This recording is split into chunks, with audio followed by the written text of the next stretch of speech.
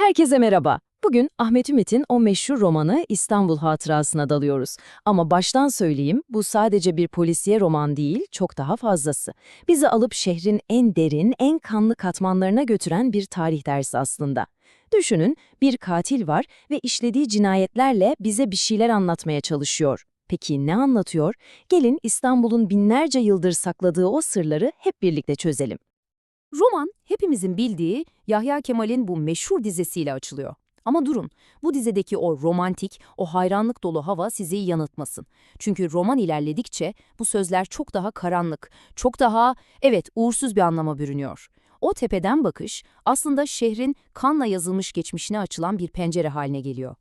Ve her şey tam da burada, şehrin dolduğu yerde, yani Sarayburnu'nda başlıyor. Topkapı Sarayı'nın hemen eteklerinde bir ceset. Bakın, mekan seçimi asla tesadüf değil.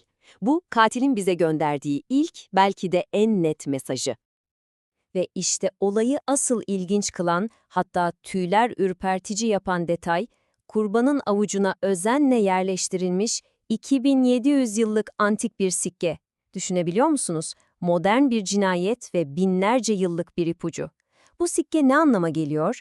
İşte bu soru, cinayet soruşturmasını bir anda bir tarih dersine, hatta arkeolojik bir kazıya dönüştürüyor. Hadi o zaman soruşturmanın ilk anlarına dalalım ve bu gizemli cinayetin arkasındaki ipuçlarına daha yakından bakalım. Kurbanımız Doktor Necdet Denizel. Mesleği ne? Arkeolog ve sanat tarihçisi. Bu çok ama çok önemli bir detay. Çünkü hem mesleği hem cinayetin işlendiği yer, yani antik Bizantium'un kurulduğu Sarayburnu, hem de elindeki o sikke, hepsi birbiriyle bağlantılı. Katilimiz kurbanlarını öylesine seçmiyor. Hayır, her şey bir ritüel gibi, en ince ayrıntısına kadar planlanmış. Sanki şehrin ilk kurucusu Kral Bizas'a adanmış kanlı bir tören izliyoruz. Ama polis ekipleri çok geçmeden anlayacaktı ki bu sadece başlangıçtı. Çok daha büyük, çok daha korkunç bir serinin sadece ilk adımıydı. Katil adeta Hansel ve Gretel gibi arkasında ekmek kırıntıları yerine sikkeler bırakarak polise ve aslında hepimize kanlı bir tarih turu yaptırmaya başlıyor. İşte burada katilin o akıl almaz soğukkanlı planı iyice ortaya çıkıyor. Bakın, her kurban mesleği ve öldürüldüğü yerle İstanbul tarihinin başka bir dönemine işaret ediyor. Sarayburnu'nda Kral Bizas, Çemberlitaş'ta İmparator Konstantin, Altınkapı'da Theodosius, Ayasofya'da Justinian. Her cinayet sanki bir sikkeyle mühürlenmiş ve tarihin kanlı bir sayfasına dönüşmüş gibi.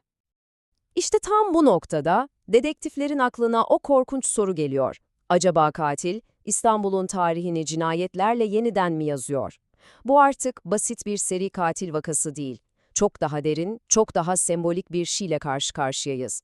Sanki şehrin kronolojisini takip eden kanlı bir anma töreni gibi. Ama neden? Katilin bıraktığı her sikke bizi şehrin farklı bir kimliğiyle, farklı bir ismiyle yüzleştiriyor aslında. Bu imparatorlukların ve isimlerin hikayesi. Her şey ilk sikkeyle, yani şehrin ilk adıyla başlıyor, Bizantiyon. Katil bizi alıp hikayenin en başına, şehrin o antik Yunan kökenlerine götürüyor.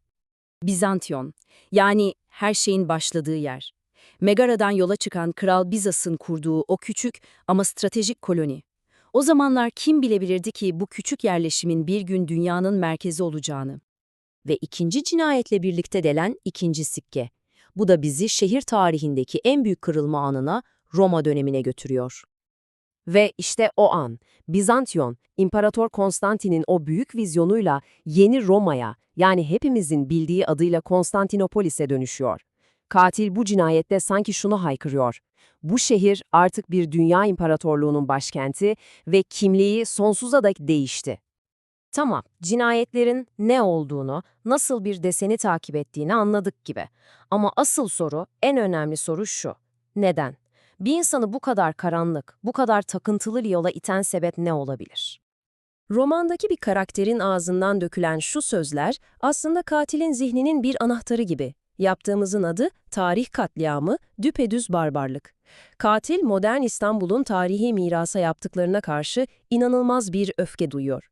Ona göre asıl barbarlığı yapanlar, tarihi yok sayanlar, o eski binaların yerine oteller dikenler.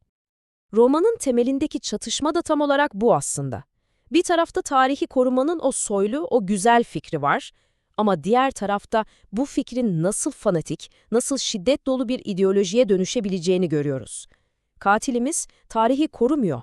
Tarihi kendi adaletini sağlamak için bir silaha dönüştürüyor. Katilin o saplantılı zihninde işledikleri aslında cinayet değil, birer ders. Unutkan şehre, yani İstanbul'a, o unuttuğu Yunan, Roma, Osmanlı katmanlarını, o çok kültürlü ruhunu hatırlatmak için düzenlenmiş vahşi bir ayin bunlar. Ve işte bu nokta bizi romanın asıl derinine, ana temasına getiriyor. Bir şehrin tarihi asla gerçekten ölmez, sadece toprağın altına gömülür ve doğru ya da yanlış sebeplerle bir gün mutlaka yeniden gün yüzüne çıkar.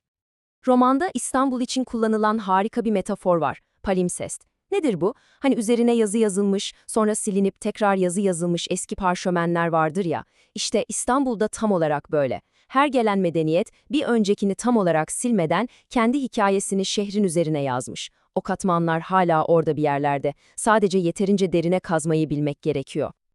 İşte o katmanlar bunlar. Yunan ruhuyla Bizantiyon, Roma ruhuyla Konstantinopolis, Osmanlı ruhuyla ve günümüzdeki Türk ruhuyla İstanbul. Bütün bu ruhlar aslında şehrin sokaklarında, taşlarında, hatta insanlarında hala bir arada iç içe yaşıyor. Geçmiş hiçbir zaman tam anlamıyla geçip gitmiyor yani. Ahmet Ümit bu müthiş polisiye kurgunun içinde bize çok ama çok gerçek bir soru soruyor aslında. Bir şehrin hafızası silinirse ne olur? O ortaya çıkan boşluğu ne doldurur? Romanın verdiği cevapse oldukça ürkütücü. O boşluğu şiddet ve öfke doldurur. Ve roman bizi tam da bu sarsıcı soruyla baş başa bırakıyor. İstanbul gibi kadim şehirler aslında yaşayan, nefes alan birer organizma gibidir. Ve her canlı gibi bastırdıkları anılar bir gün bir şekilde patlak verir. Asıl soru bunun ne zaman ve ne şekilde olacağı.